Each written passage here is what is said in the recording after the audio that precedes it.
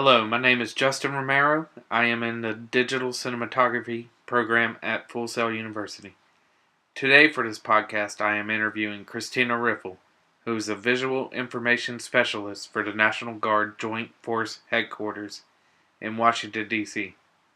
Christina graduated from Marshall University, where she majored in journalism, radio television, with a minor in graphic design.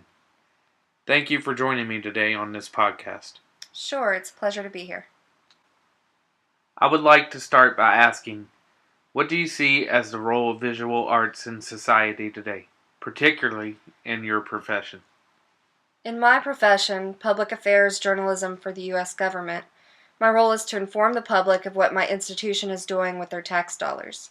This information is conveyed in a variety of ways: video production, photos, graphic design, news releases, media interviews, news stories, and social media. The visual arts help me create interesting and informative visual information to the public.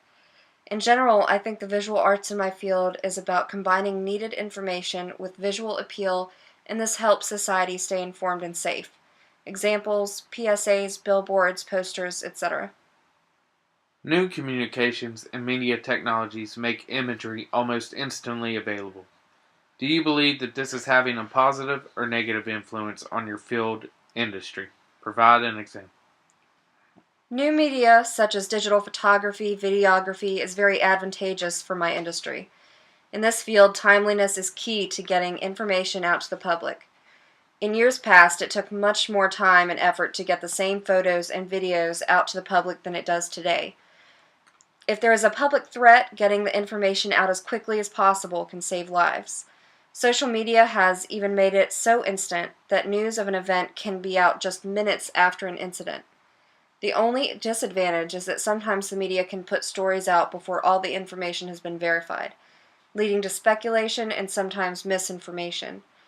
However, in my opinion, the advantages far outweigh the disadvantages. What popular images do you see that are frequently repeated throughout your industry? Popular images and video in my industry are usually either pop culture or significant events. Here in DC, there is a museum dedicated to some of that imagery. There are pictures of our history, civil rights, war, walk on the moon, natural disaster, 9/11, etc. These images are just as powerful and significant to our society as any painting or other works of art, in my opinion. Who is one of your favorite visual artists? And what is your favorite style of visual art? I can't say that I have a favorite visual artist. My industry is so full of talented artists, I do my best to appreciate all their works. However, I have noticed that the graphics industry tends to look to periods of art for inspiration. Right now, if you look at the trend in graphic design, there is a heavy Art Deco feel. I have used and researched that period of art and design for a few of my graphic pieces in the last year. Just like fashion, however, the design styles change quickly, on to the next thing or art movement. As far as my favorite style of art, I'd say video and motion graphics. I find it fascinating and challenging in the future of new art forms.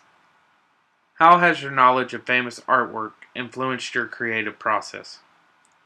When I think of famous artworks, I always think of paintings or sculpture. I have a deep appreciation of those forms of art, but I cannot say they have had much of an impact on my profession. If we are talking artworks that include forms such as film, animation, or motion graphics, then I am influenced by many of the works I see every day.